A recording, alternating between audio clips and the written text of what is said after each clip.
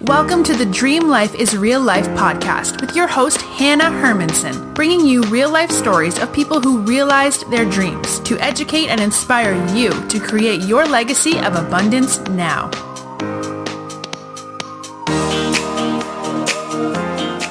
Welcome back, everyone. Today, we are with my friend, Mike Saunders.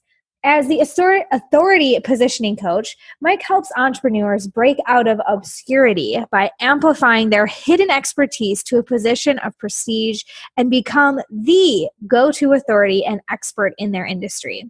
The Authority Positioning Coach is a boutique marketing agency providing done-for-you authority positioning packages to elevate your brand to a position of status and prestige. He is the author of an Amazon best-selling book, Authority Selling. He's a contributor to the Huffington Post, adjunct marketing professor at several universities, and a member of the Forbes Coaches Council. Mike, welcome to the show. Hey, Hannah, thank you so much. So many great things here, and actually something I wasn't even aware of. You know, we have a relationship, we're friends, but I didn't know that you are an adjunct marketing professor. Yeah, for the last 9 years, I have taught marketing at 4 different universities, most online. Typically, everything marketing from strategy to branding to principles of marketing to entrepreneurship, anything around marketing. And then I've started this semester teaching on ground here in Colorado. So teaching principles of marketing live. And so my whole world, personal, professional life is all built around marketing. So the neat thing too is, just as a note on that, when I work with clients, I'm able to bring in academic mindsets and trainings and teachings and concepts into my work with clients. And then in the classroom, online or on ground, I'm able to bring in real life case studies or examples, or, hey, one time I had this client where we implemented this principle we just talked about. So it's a really neat combination that way. Yeah, definitely. As a former academic working at a university, I think that there are a lot of principles that can do that sort of cross into real life and the academic world. So I love to hear that you are practicing that and offering students and clients both the academic and the real life application and results. Yep, it's super fun. But I want to take a step back here because obviously you're doing a ton. You said, your professional career is totally dedicated to marketing, but was it always this way, or how did you come to be so specific in the topics and the clientele that you work with? I spent about 12 years in the mortgage banking business. And when the whole crash of 2008 happened, the business just disappeared, evaporated literally overnight. And if you remember anything about that time, it just wasn't this slow drop in, hey, I wonder what's going on. It was gone. And so at that point, I was like, do I try to stay and make this whole thing work in a kind of like a, war zone of sorts in the business world? And my wife made a comment and goes, you're reading all the time. I just read constantly. And the type of books I read are business books. Literally, I just finished reading a marketing like a textbook, and it's like, I read that for fun. And I remember in college, my college algebra professor saying one day in class, last night I read your textbook and it was, for enjoyment. And we were all thinking, ooh, how gross. But I'm doing the exact same thing. I'm reading marketing, and that's what I teach, but that's what I love. So I decided to go back and do my MBA in marketing, specifically marketing, because most MBAs are just, organizational behavior, leadership, things like that. But I wanted a marketing MBA, found a specific program that did that. Did it all online and finished it up in 2009. And my dad, who has a PhD in international business, he said, hey, you ought to look at teaching because it's a nice little, side income. And it is. But he gave me an interesting point. He goes, hey, look at your program, because if you try to get jobs teaching as an adjunct professor, they want you to have 18 graduate hours in your discipline, so marketing. And I looked at my program and I had 15 in marketing because all the rest was, all the regular generic stuff. So right when I got done with the program, I just enrolled in one more class through Regis University, which is where I went, did it in digital marketing and finished up, had that 18 hours, and then got in into teaching that way. And then through my MBA, one of the class projects was create a marketing plan for a business you'd like to start. And I'm like, I don't know what I want to start. I don't know. Let's just do a, marketing consulting firm. So I started researching and got some research from our local. Are you familiar, Hannah, with SBDC, Small Business Development Centers? Sure. Yeah. There's one in San Francisco I used to collaborate with. Yeah, they're all across the country. They're part of the SBA. So I got some research from them. And right about that time, the director called me up and goes, hey, you're doing your MBA. We would love you to come do some consulting with us in marketing. And so I started, same kind of a thing, teaching adjunct is, freelance here and there. And then I started consulting with the SBDC, which was kind of like here and there. But I've been doing that for 9 years as well. I'm literally today in 2 hours leaving to do a 2-hour workshop teaching for them as well. But it's really neat to be able to take that mindset and turn it right into marketing. And then an interesting point, the second half of your question was, then how did you zero in on the type of marketing you do? And I started off making the same mistakes that many people make, which is I'm all things marketing. You need SEO? Done. You need text message marketing? Done. You need social media posting? Done. I'll do it all. And I became the jack of all trades, master of none, and competing with the robo callers that call from the Philippines saying they can do it for $2 an hour. And so I started retooling my business. And about 3.5, 4 years ago, really just focused in on this one thing, which is elevating your brand to a level of authority and expertise. Yeah, that's amazing. And I definitely want to get back to this conversation about the zeroing in. And I definitely feel that tension, especially a lot of my clients that are just starting out who they want to talk to everyone and they end up talking to no one in doing that. But first, let's go back to this decision to go back to school. And it sounds like going to a traditional MBA was really beneficial for you. And I know a lot of listeners debate that, where to get their education from. When they want to set out on a new endeavor, they want to keep doing something they love on their own terms. Do we go back to school and get a new degree? Do we invest in a training? Do we try to figure it out from reading books? So, thinking back on your experience, but also maybe looking at some clients or friends that you have, what advice would you give people who are looking to go into marketing, who are considering different avenues? Do you recommend an MBA or a different route these days?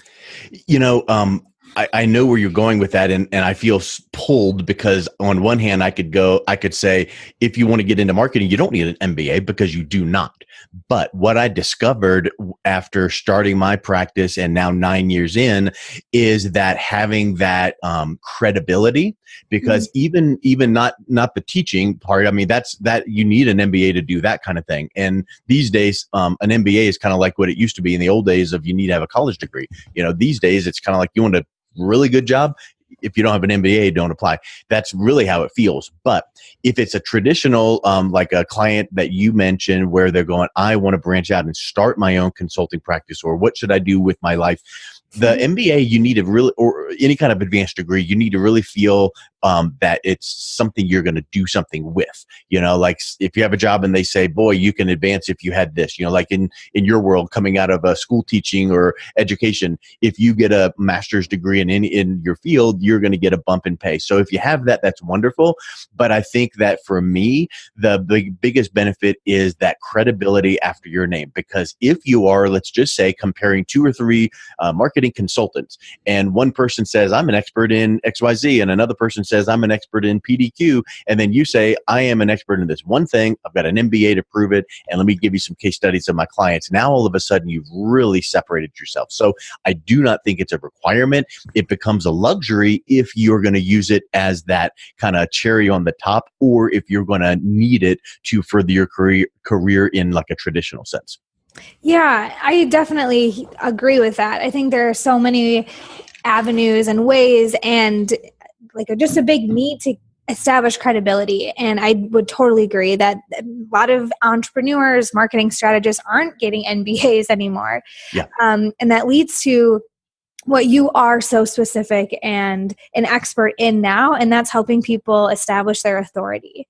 So talk to us a little bit about people that are just starting out. Maybe they don't have that MBA, but what are some of the things that business owners, leaders, entrepreneurs need to be considering in this sort of digital age with their marketing strategy? Yeah, I think that the biggest thing is to be super knowledgeable about something. And I think that a lot of people feel like, well, I'm not an expert. I just do whatever. And I'm not, the guru of all gurus. But in reality, they're more of an expert than they think, because when I do get that question from time to time, and I'll say, do you get emails or calls from prospects or people that go, hey, I need your advice. What do you do about this? Or, they're curious about your area of expertise. And they're like, yeah, of course I do that. And so we talk a little bit about that. And I go, look, you're an expert because they don't know a shred of that evidence or information. And you do. It's like the back of your hand.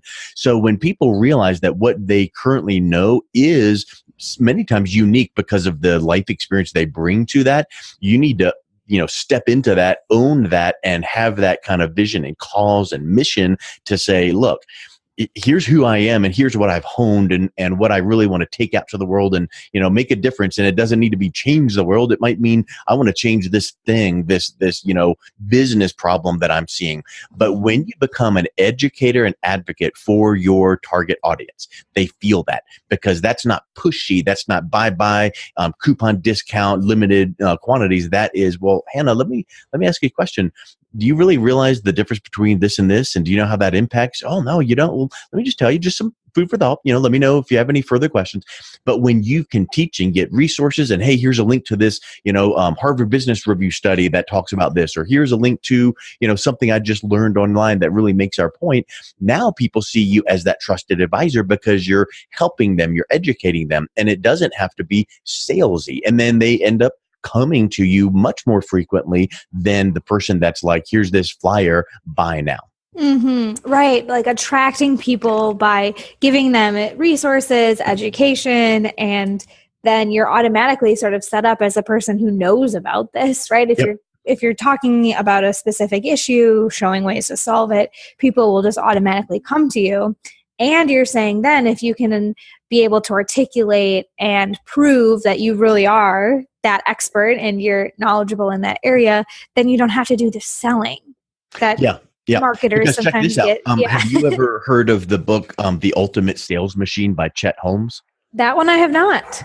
Ooh, you need to read it. It's really, really good. You just get it on Amazon. I think it's like $8. It's a big, It's a red cover book. It's got this wheel, like a cog in the front of it, but it's called The Ultimate Sales Machine. And Chet Holmes he passed away a few years back, but he was one of these, elite business consultants that would come into a large firm and completely turn the firm around. And the book talks about his main approach, which was in selling, hey guys, you're doing it wrong. You get the salespeople in here. Tell me what you're doing. Okay, good. You're doing it wrong. Here's what you need to do. And he would totally flip what they did to education based. He would say, hey, if you're going to do cold calls, great. Keep cold calling, but don't try to sell anything. Don't try to set an appointment. Only say, hey, you know what? In your industry that we're working in here, we just put together we commissioned this case study, and we've got some research reports on this one problem that I'm sure you guys face. Can we go ahead and drop that in the mail to you? Oh, okay, sure, I guess so. And the point is, they would use that as an education piece. They would mail it, email it, whatever the case is. When the salespeople would meet with them, they would educate and teach, and that totally transforms the business. So that's a really, really good book. But here's something that I will say then is the next step, because that mindset of teaching and educating is huge. In fact, here comes another book recommendation because I'm a bookie, right? But have you read Bob Burg's book, The Go-Giver? Yes. Mm-hmm. So he's awesome, and the book is great. And he's got a new one called Go-Giver Influencer, and he's got one that was after Go-Giver called The Go-Givers Sell More. And the concept is just give. Help and serve and give and provide value. And that comes back tenfold over time. It's not immediate. It's not like, oh, hey, I did this once, where's my sale? But it's a mindset. So once you have that mindset in place, and now you think, okay, that is a competitive advantage. You're not going to use it in your unique selling proposition to say, we're better, we're the choice for you because we teach. No, that just needs to be something you do, and then people kind of intrinsically feel it and know it and go, well, I just really trust what he says because it just came off better than that other guy that was trying to sell me something. But now what needs to happen is you need to elevate that past just teaching and telling information to packaging it up and polishing it up into some really specific, what I call authority positioning assets, so that that vehicle of that asset is delivered in such a way that they go, ooh, that's good information. And oh my word, that was, that person was featured in the media, or that person is, so now all of a sudden, you have something that you're delivering, you're teaching in a unique vehicle so that it really makes a huge impact for that prospect and you become that obvious choice. Yeah. I don't know if it was in the Go Giver book, but somewhere along the line, I picked up the phrase or the mindset that the more people that you help get what they want, the more that you'll get what you want. Yeah, that's an old Zig Ziglar. Yeah. Well, I'm sure that someone else, all these phrases get, kind of stolen and reworked but that's commonly attributed to him. But you're exactly right. Yeah. Yeah. And I think just having that mindset when you're setting out to go to a networking event, to talk to someone about the topics you care about, or even, speak on a podcast, right, for a blog post, like thinking about those acts being helpful to people.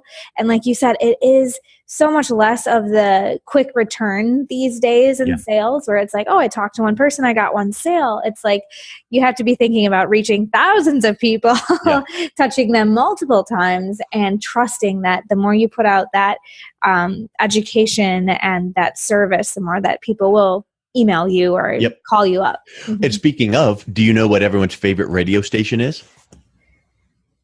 YouTube? I feel like this is a trick question.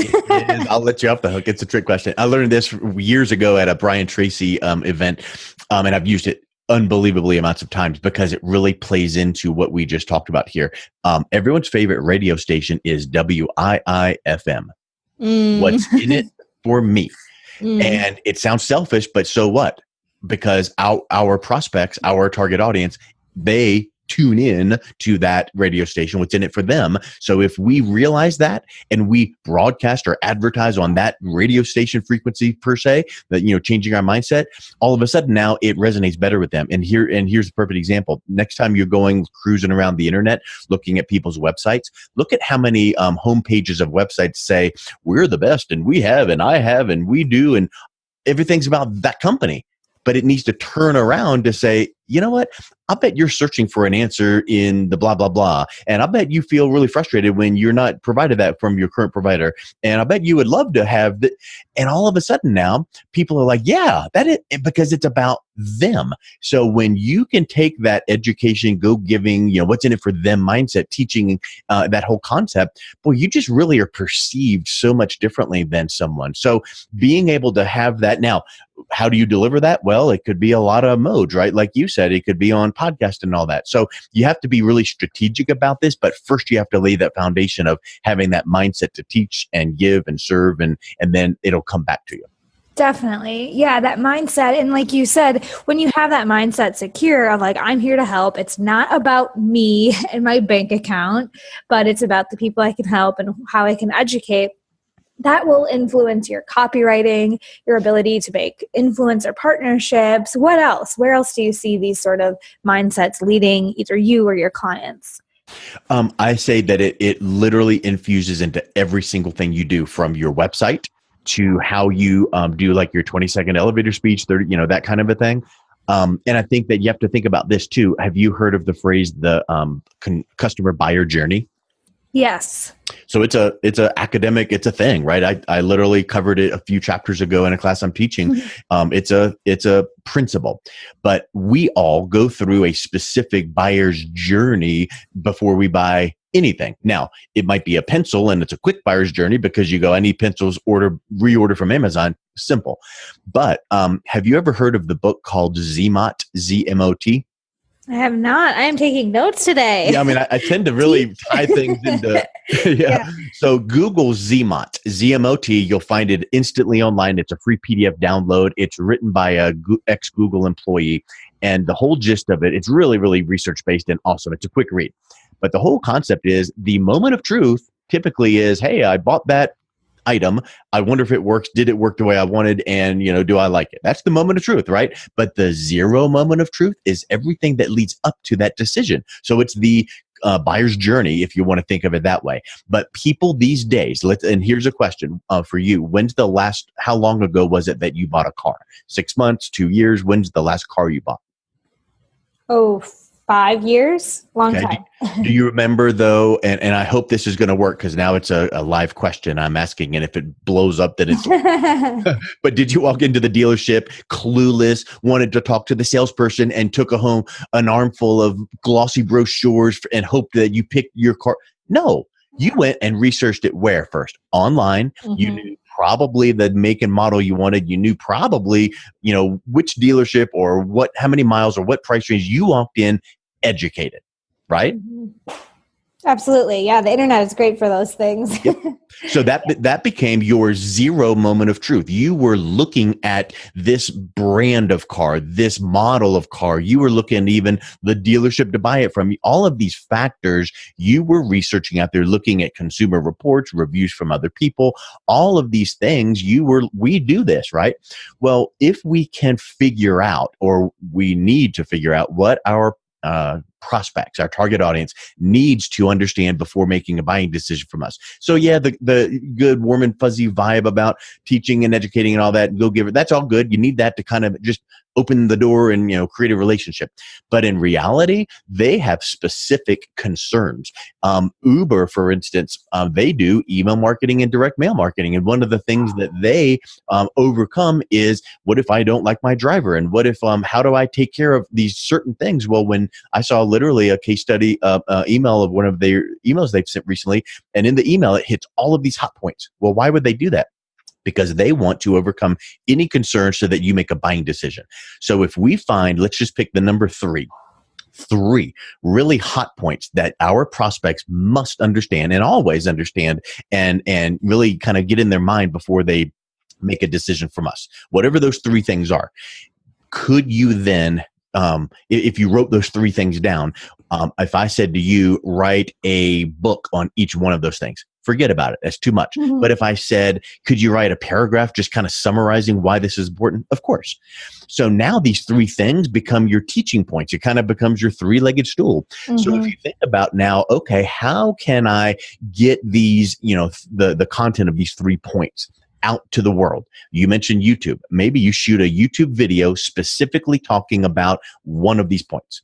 All the pros and cons, the goods and bads and ups and downs of why this point is super important to understand, and when you're making a decision about whatever that it is. So now all of a sudden you have the key critical elements of the buyer's journey, and you're really focusing in on that, and it becomes really your kind of mantra. You're really talking about those three things each and every time, but you could now deliver that teaching through whether you like video, maybe you don't like video, so jump on and do a podcast, get interviewed or interview people.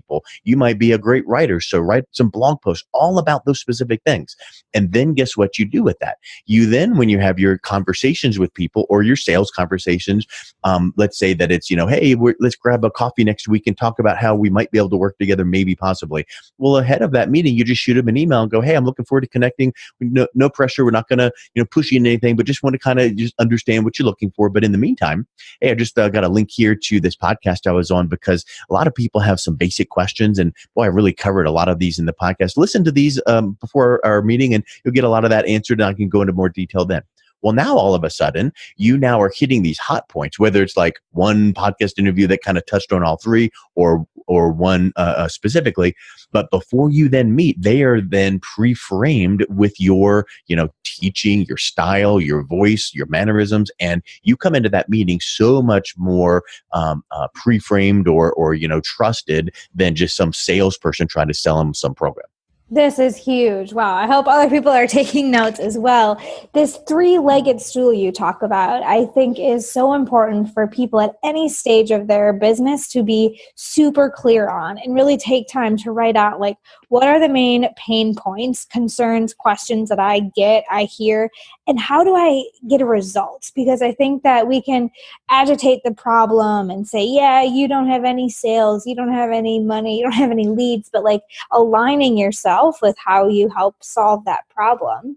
Yep. And icing on the cake, if you can go somewhere and talk about those three things and the solutions you can provide, you are just, setting up that customer for that know, like, and trust factor before even talking to them about what exactly you do or how you want to work with them.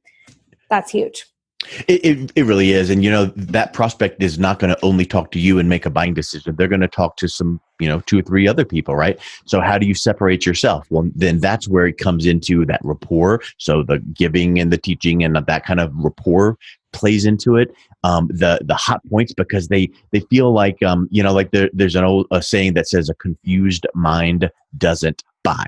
So if you're just all over the place, and we do this and we have that, now all of a sudden the prospect's like, good gracious, what don't you do? Okay, thank you. But yet if you're really laser focused on like the 3 main things, and sure, there's like 4 or 5 other things that you do that people enjoy, your clients enjoy, but talk about the 3 main things and then help them make that buying decision so that they have a clear path of making that choice. Whereas your competitors, they're just kind of really going all over the place. But when you package all of that up into some of these, platforms like, hey, I was recently interviewed on, I was recently featured in, oh, here's a copy of my book. I literally use that as a way, as a tool, as a leverage tool, is to be able to make an introduction or really help to close a deal by using those things in my business. And I call them authority positioning assets, because they become assets in how you use them. And I have a federal trademark certificate on my website from the trademark, the government, because I filed for trademark on the phrase authority positioning portfolio, because it's the portfolio of these assets you gather, and that becomes your sales toolbox. And it's just really powerful in how you use it. And it really does separate you from your competition. Definitely. And the other thing that I'm hearing is that it makes you much more concise so that you're not talking about, like you said, being the jack of all trades. Like you talk about 3 or maybe 4 specific issues, and that's all you talk about. You don't go out with all of this confetti that confuses people. Great. Well, and guess how you find those things out? You ask your clients. Guess what you do if you don't have clients? You figure out the one problem that you can solve and you want to build your business around, or at least start building your business or your consulting or your practice around. And you go find someone that has that problem and say, hey, guess what? I'm launching this new service and I would love to get some case study feedback. So if I do it, if I do this for you for free or $1 or it's just some nominal amount of money, would you give me kind of some before, after? And oh, of course I will. So you've got to get that information from people that go, you know what? I had this problem and I thought that I could solve it by this kind of solution, but man alive, it just blew up in my face. And until you came along, I had no idea how easy and great that it was. And so the answer to what you just said is to making it very simple is asking the people that already are connected with you. And many times you'll go, oh my word, I had no clue that people really appreciated this about my service or my personality. And then it really does help clarify things for you in that process too. Market research. Gotta love it. Yep. Wow, you have been blowing us away with great action steps and information today, but I do want to transition into our pop quiz phase. Just 3 more questions. Some of them you may have already answered, but I just want to get your quick answers on 3 last questions. Are you ready? I don't know. I didn't know I was going to have a pop quiz. This is like school. I give pop quizzes. Exactly. Yeah, the tables have turned. Okay, well, let's give it a shot. The first question is, what is one thing that entrepreneurs and listeners can do today to move them closer to their dream life? Or perhaps, since you're so specific, their authority positioning. One action they can take today. I would say to figure out that one thing that you do to solve a problem for your target audience. And once you figure that out, then you just focus every single thing that you speak about, talk about, blog about, write about for the next 60 to 90 days on that one thing alone. So if you can get clear and get clarity around that, that's a massive, massive momentum for you. The riches are in the niches. Another quote someone said that I picked up. Good. All right. Question number 2, what is a tangible resource, whether it's a book or an exercise or a podcast, that you would recommend people who really want to take their authority positioning to the next level? Well, I guess I'll go shameless plug with my book, as if that's okay. Go for it. Yeah. Because I do give away free copies, just pay shipping. You go to authoritysellingbook.com. dreamlifeyourreallife.com. And in the book, it's really a quick read. It's about 158 pages. And I'll mail it to you. It's an actual physical book that will come in the mail. But the reason I say that is there are some worksheets in there. So after each section of teaching, it's like, okay, what would you do about this? Or, hey, what are some should ask questions that your target audience would have? And then I also give some free resources like, hey, you ought to get mentioned in the media. Well, I don't want to pay $5,000 a month for a PR agency. So I give some free resources in there to get things like that in there. And so it's a really good, helpful teaching. Wow, definitely. We want to get our hands on that today. That sounds awesome. Can you repeat the URL one more time? Yes, it's authoritysellingbook.com. Amazing. And that leads us to our last question, which is how can people stay connected with you or learn more about what you do? Probably the best thing is my website is authoritypositioningcoach.com. And I've got some great free resources there. Some of them you don't even need to opt in and get, bugged with emails. So you can watch like a 45-minute webinar that I did right there on the homepage. You can download some reports and things, but just some really good information at authoritypositioningcoach.com. So many resources and knowledge you've shared with us today, Mike. I genuinely appreciate you. And any final words of wisdom you have for listeners as we wrap up here?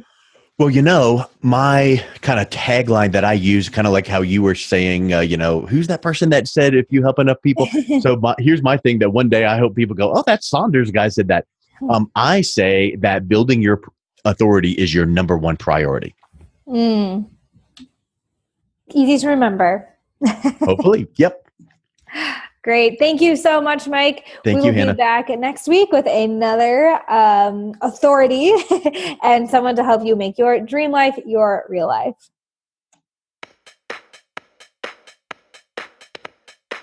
You've been learning how to make your dream life your real life with Hannah Hermanson. To get the resources mentioned on today's show and to listen to past episodes, visit www.dreamlifeisreallife.com.